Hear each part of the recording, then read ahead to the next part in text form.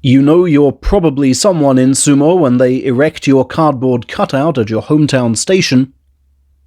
Having made ozeki and challenged for multiple titles, Takayasu is the pride of Tsuchiura City in Ibaraki, and he'll be known by the highest sumo rank he attained for the rest of his life. But with the challenge of fatherhood looming late in his 31st year, he feels a strong urge to at least try to get back there, and add all he can to his new family's financial base.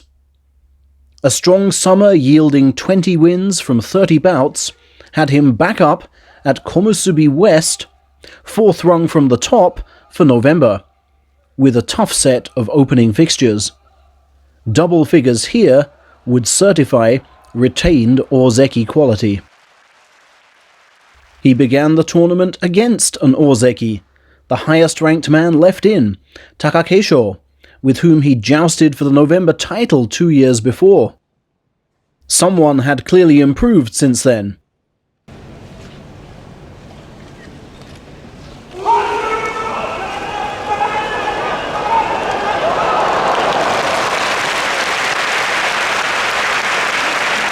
Keisho can now put both hands to the chest with neither outstretched, and still push forcefully upwards, then pick off the right arm hunting for his belt, and finally hit the unguarded pectoral. Perhaps that's Yokozuna level.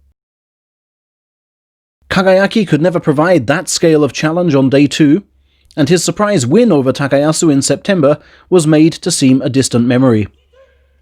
No attempt made on the belt here, only a vicious stab of the left armpit, sending the taller man stumbling and flailing. On day 3, against the new ozeki, Takayasu held his own for power, but not for skill. The ultra-supple torso central to Shodai's rise slid out of every attack, the hand speed simply too much for Takayasu to follow. I counted 5 right parries, including the finishing move. Might a classic Takayasu inside left grip be the best countermeasure? He suffered a rare defeat in the tachiai against unbeaten Hokuto Fuji on day 4, rocking under the assault on throat and shoulder, then sent scurrying out by a left parry.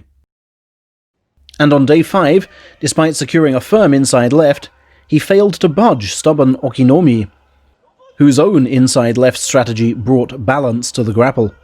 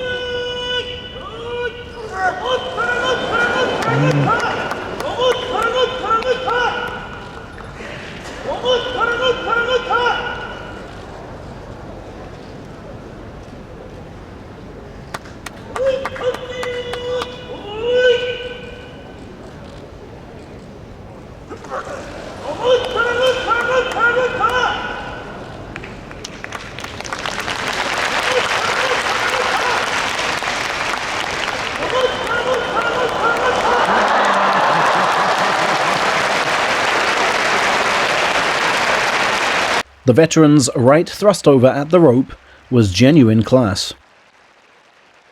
From day 6 though, things really picked up. Wakataka Kage's dart rightwards was spotted and dealt with by spine-bending thrusts, and the slapdown was achieved when his reeling foe overstepped.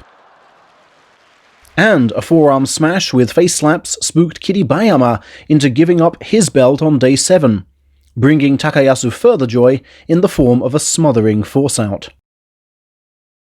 A no-nonsense approach against Onosho, returning fire with interest before a deft slapdown, restored parity to Takayasu's score on the middle Sunday. Those 3 straight wins were just the boost he needed to deploy his most audacious game plan against his physically strongest foe, powerlifter Teruno Fuji.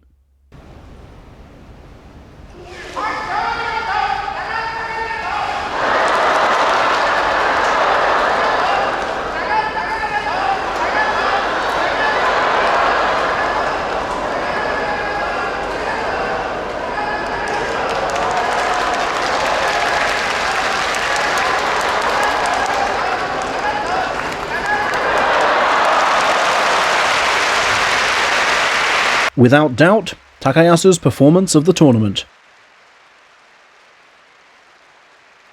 But perhaps he left the ring oversatisfied, for against Takano Sho on day 10, he looked unprepared for the raid on his ribs and clamp on his arm by the Sekiwake's multitasking right.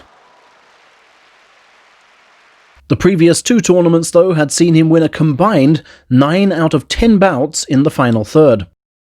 He looked to finish strongly here also, taking advantage of Mitakeumi's suspect balance and right leg with a pull to extend his proud record against his fellow half-Filipino. And on day 12, he let Dai Eisho know that ex-ozeki don't just wait to be hit. The thruster's defensive work again called into question. But the sprint towards the 8th win was halted in alarming fashion on day 13.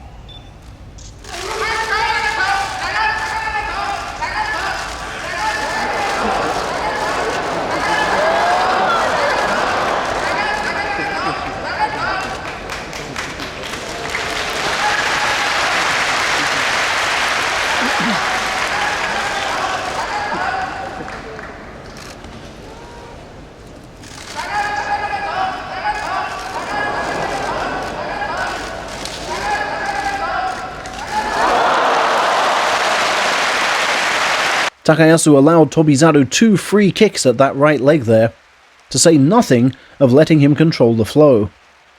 A first meeting he can't afford to forget in a hurry. Day 14 saw him upended by another Saitama Sakae alumnus, Koto Shoho, beaten in terms of raw aggression with the 8th win at stake for both, and that will disappoint him. Thus did the quest for the all-important winning score go to the final afternoon, and this match against 36-year-old Tamawashi, who already had 8 wins.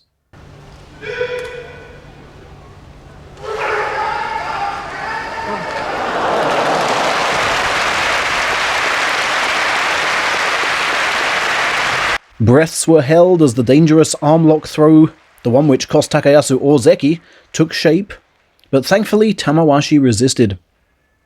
8 wins means Tsuchiura hero Takayasu can shuffle over to Komusubi East for January, but is sadly no closer to mounting an ozeki charge. Tachi-ai variety has been his preferred approach of late, but one wonders if a bone-rattling impact followed by an inside left ought to be his sole focus from now on. Assuming, that is, his back can still manage it.